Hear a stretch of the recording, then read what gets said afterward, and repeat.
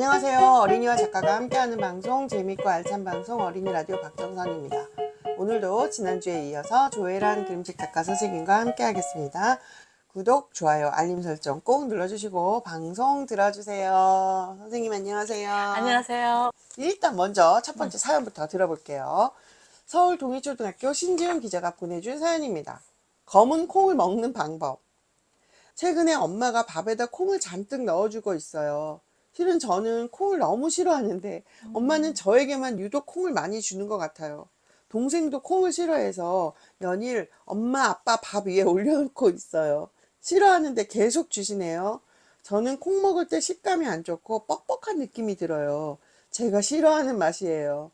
동생 밥맛이 밋밋한데 콩까지 들어가서 더 맛이 없다고 해요. 저의 고민이기도 하지만 동생도 저랑 비슷한 것 같아요. 잘못 말하면 그냥 평소처럼 먹으라고 할 것 같아요. 저는 요새 고민이 생겼어요. 엄마에게 어떻게 말해야 할지. 저처럼 콩을 싫어하는 친구들 있나요?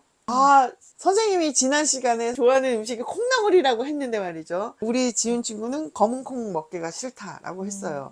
콩을 좋아하시는 분으로서 콩을 먹는 방법. 콩이 사실 어떻게 먹느냐에 따라 맛이 다른데 밥에다 넣는 콩을 좋아하지 않을 수 있어요. 아, 그럴까요? 네. 또 어렸을 때는 충분히 그럴 수 있을 것 같아요. 콩을 싫어하는 친구들 중에서 다른 콩은 다 싫어하지만 완두콩은 먹는다는. 맞아요. 완두콩도 다 좋아요. 어린이들은. 네, 응. 그거 왜 그런 거지? 왜 완두콩을 좋아하는지. 색깔이 예뻐서? 그러니까 음, 맛이 다른가?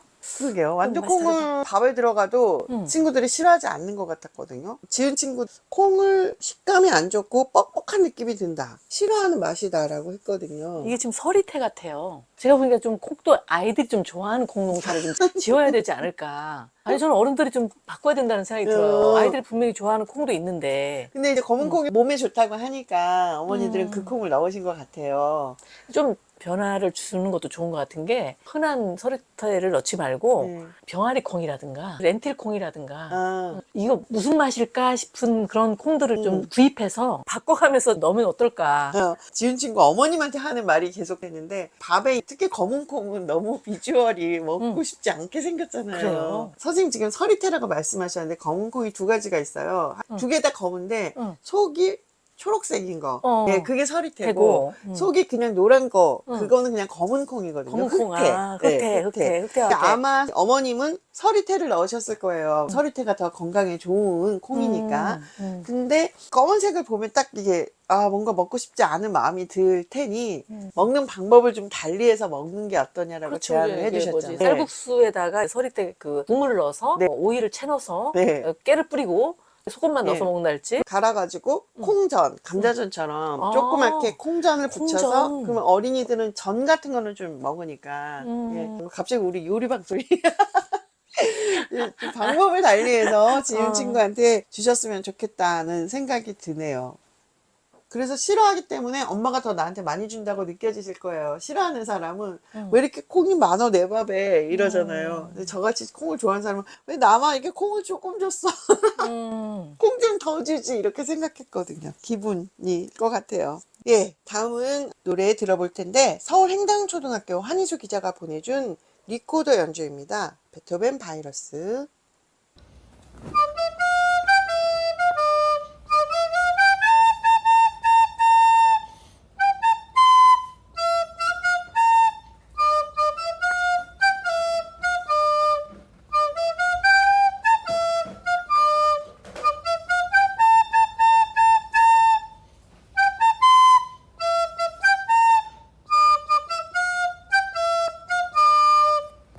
네. 리코더 소리가 굉장히 힘차서 리코더 같지가 않아요. 와, 되게 잘 불렀다.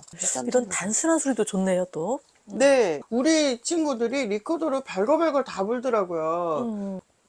빠르고 음표가 많은 그런 곡들도 연주를 잘 해주더라고요.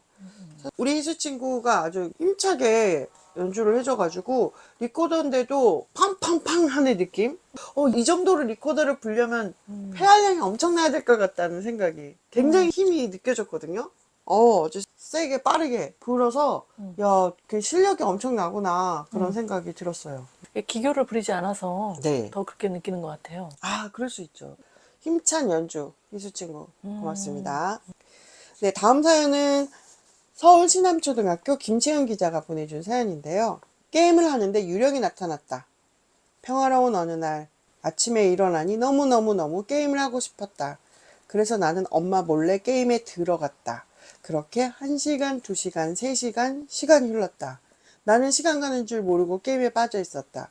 그때 휘잉 하고 바람 소리가 들렸다. 나는 갑자기 바람이 부네 라고 생각했다. 그런데 생각해보니 나는 창문을 열지 않았었다. 엄청나게 놀라서 게임을 하지 못하고 얼어붙어 있던 그때 너 게임 좋아하니? 라는 말소리가 들려왔다. 나는 좋아해. 넌 누구야? 라고 말하였다. 그러자 컴퓨터가 움직이더니 나를 컴퓨터 안으로 빨려 들어가게 했다. 너무 무서워서 누구 없어요? 를 외쳤다. 그때 화면에 나타난 괴물과 귀신 사이에 이상한 생명체가 나왔다. 그러더니 자기는 게임을 많이 하다가 죽은 유령이고 자기처럼 게임을 많이 하는 아이를 찾으면 컴퓨터 안에 가두고 자신은 컴퓨터 안에서 나올 수 있다는 뭐 영화에나 나올 법한 이야기를 했다. 나에게 이 게임 안에서 나올 수 있는 방법은 모든 스테이지를 통과하면 가능하다고 했다. 나는 그렇게 스테이지를 깨기로 결심하고 첫 번째 관문을 통과했다. 중간중간 탈락할 뻔했지만 가까스로 통과했다. 모든 스테이지를 깨니 다시 화면에 귀신이 나왔다. 그러더니 이 게임 안에서는 무엇이든지 다 할 수 있어. 여기선 엄마 잔소리도 안 들어도 되고 돈도 마음대로 벌 수 있어. 어때?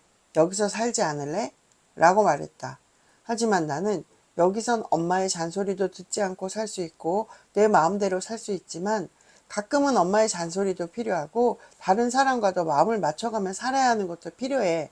나를 집으로 보내줘. 라고 말했다. 말을 끝내자 쳇!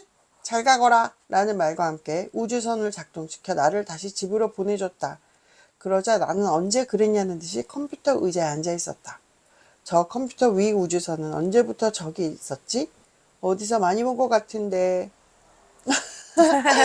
사연이라기보다는 거의 창작 이야기, 동화 같은 이야기를 적어 보내줬는데요.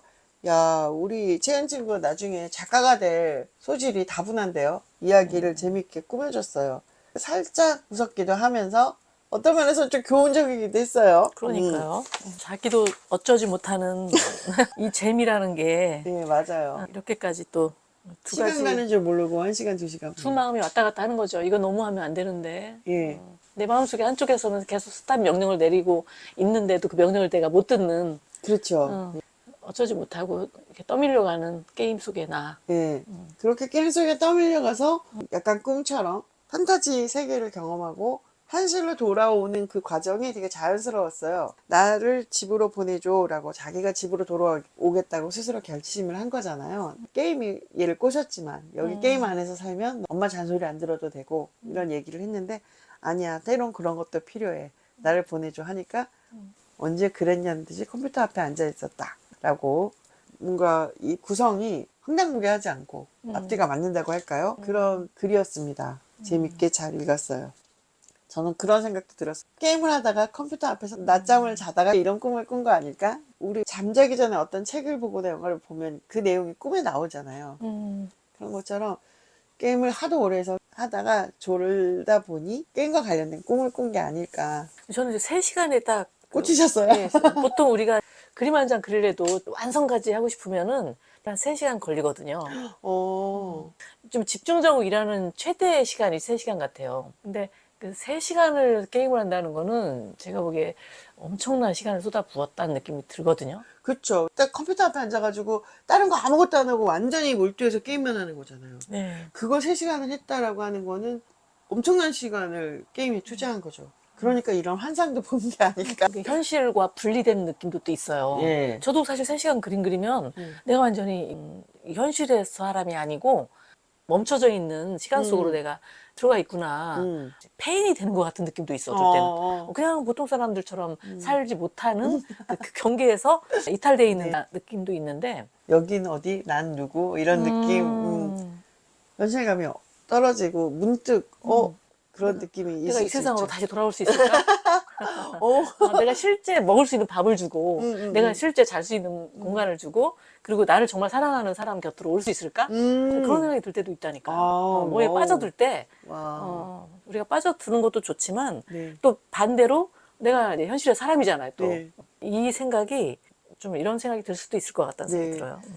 그렇다면 결국은 현실로 돌아오게 하는 그 힘은 나의 의지력인 거죠. 우리 채은 친구 글에서처럼 엄마 잔소리도 필요하고 다른 사람과 마음 맞춰서 살아가는 것도 필요해 라고 하는 그 자기 의지로 현실로 돌아오게 하는 힘이 아닐까. 세상 좋은 게 저쪽에 다 있지만, 네. 실은 내가 제일 불편해하지만, 진짜 나를 목숨 걸고 사랑하는 네. 엄마가 있고, 그렇죠. 그리고 진짜 실제로 생존할 수 있게 해주는 주변의 존재들. 네. 그게 사실 제일 친한 존재들이잖아. 그쵸. 맨날 저 잔소리 좀 안 들었으면 하지만, 사실은 가장 나를 사랑하는 존재다라는 거를 또 자각하는 그 마음도 같이 있다는 게 정말 다행이네요. 그 자각을 통해서 현실로 돌아온 거니까요. 어쩌면 이 이야기처럼 그 자각을 못했다면 영원히 게임 속을 떠돌 수도 있는 아주 재미있는 글이었습니다. 이렇게 재미있는 글 어린이 라디오에 보내주세요. 학교나 집에서 있었던 사연도 좋고요. 고민 상담도 보내주시면 좋습니다. 내 솜씨를 자랑하고 싶다면 노래나 악기 연주, 동시를 보내주세요. 팟빵 유튜브 어린이 라디오 네이버 카페 카카오톡 채널 이메일 북브랜드 BOKFRIND 북브랜드.net으로 보내주시면 됩니다. 네, 다음은 우리 이야기 손님의 책 낭독 시간인데요. 선생님 오늘 어떤 책 가져오셨나요? 오늘 제가 책. 예, 할머니 어디 가요? 밤 주러 간다 라는 책인데 이 책이 할머니 어디 가요 시리즈 중에서 가을 편이거든요. 네네네. 우리 추석 때 네. 막 그 동네 전체가 그 봄에 막 꽃 냄새가 나는 때가 있듯이 네. 이 명절 때는 다 그 음식 냄새, 맛있는 기름 냄새, 네. 네, 그게 날 때가 전 있거든요. 굽는 고소한 냄새. 네. 달고 고소한 음식 냄새가 서늘한 가을 바람에 섞여 어디를 가나 들뜨고 배가 부릅니다. 오기 엄마가 할머니에게 말합니다. 어머니, 이번에는 제가 제사상을 차리고 싶어요. 할머니는 그래야지 합니다.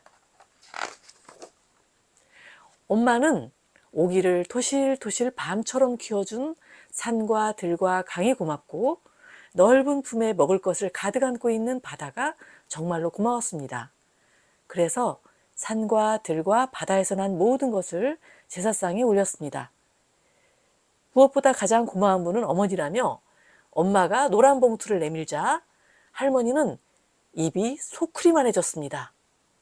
아빠도 노란 봉투와 빨간 신을 들이자 할머니는 입이 광주리만해졌습니다.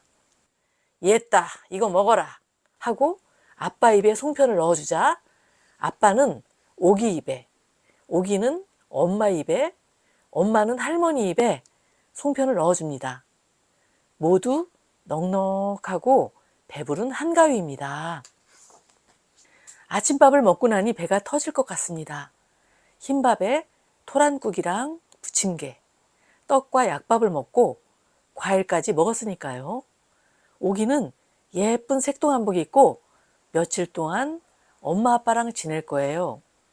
기분이 좋아서 하늘에 붕 떠 있는 것 같습니다. 맛있는 음식 얘기가 너무 많이 나왔고 저 지금 완전히 꼴깍꼴깍 침을 삼키면서 들었는데 그 추석 명절 즈음이 가장 풍요로울 때잖아요. 한창 추수하고 먹을 것도 많고 넉넉한 인심과 그런 것들이 너무나 잘 나와 있는. 쏟아지는 것 같아요. 이때는 먹을 예. 게 그냥 들에서 쏟아지는 거죠. 그쵸. 예. 진짜 먹을 게 너무너무 많을 때죠. 제일 종류도 많고. 색깔도 정말 다양하게 볼 수 있어서 예.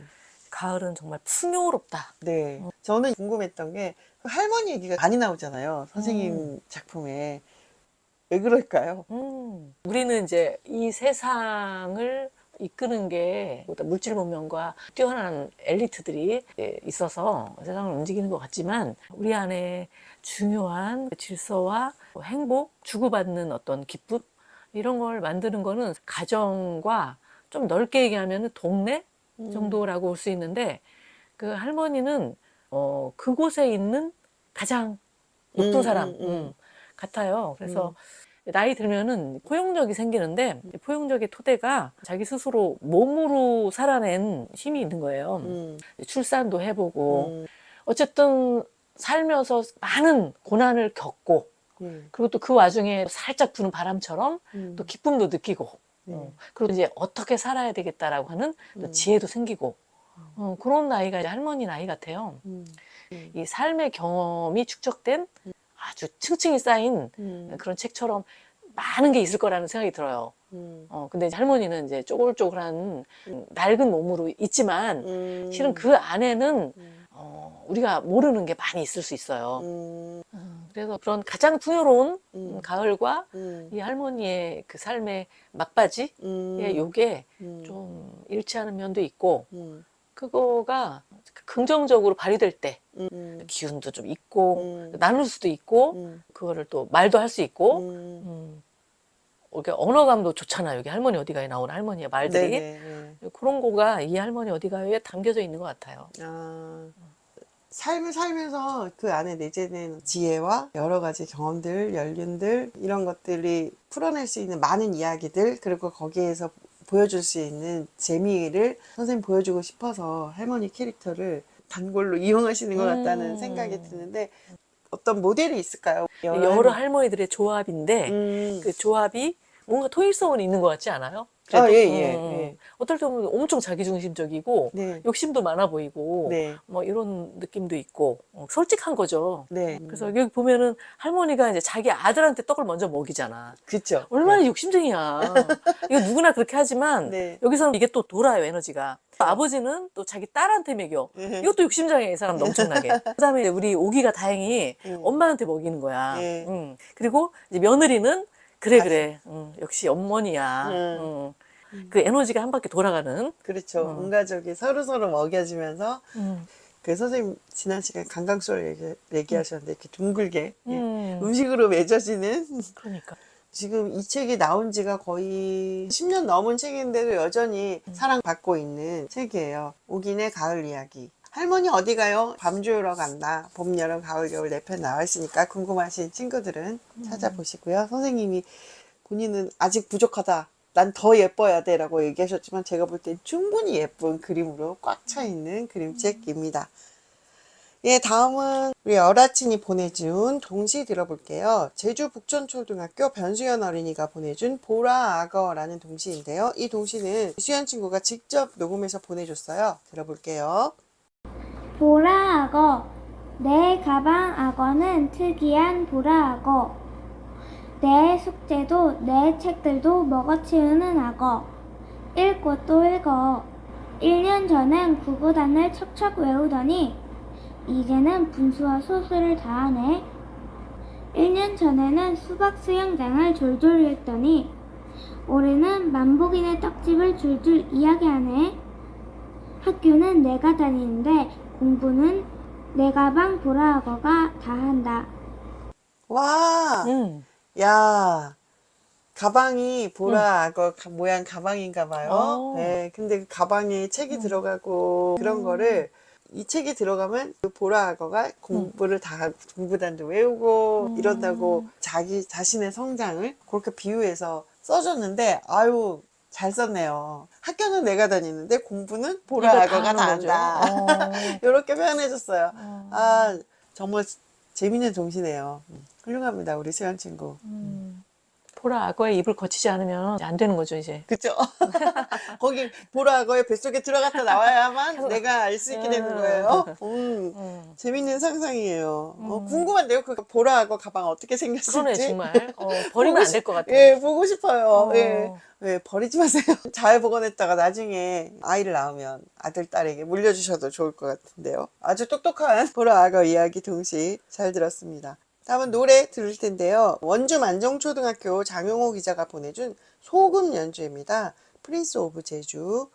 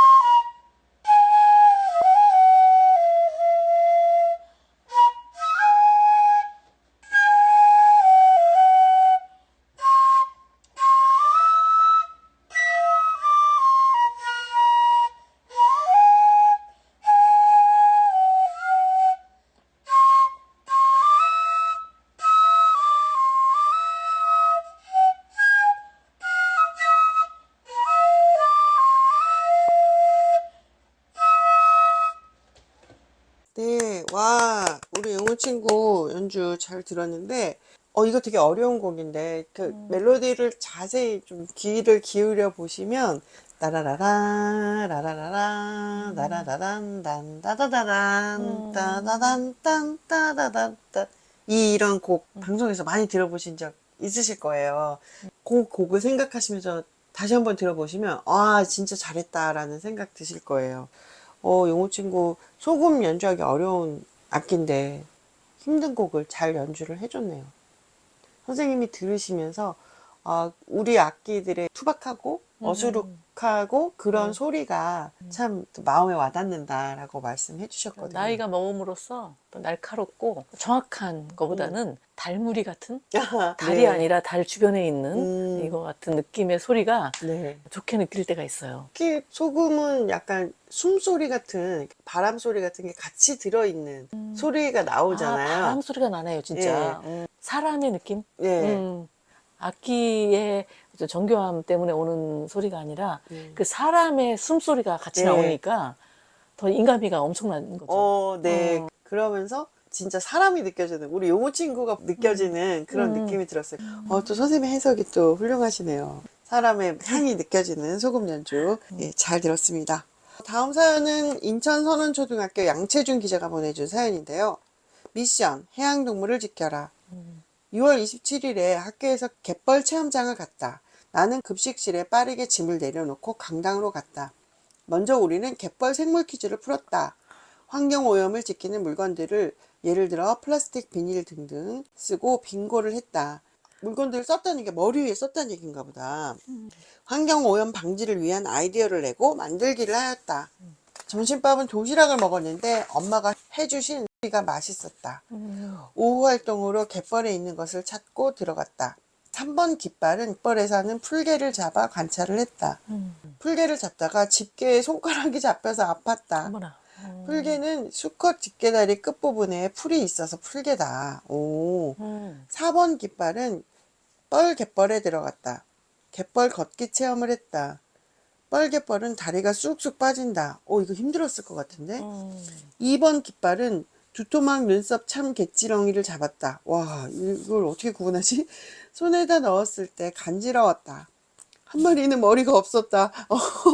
이른 그대로 두토막 눈썹이 있고 날카로운 이빨로 물기도 한다.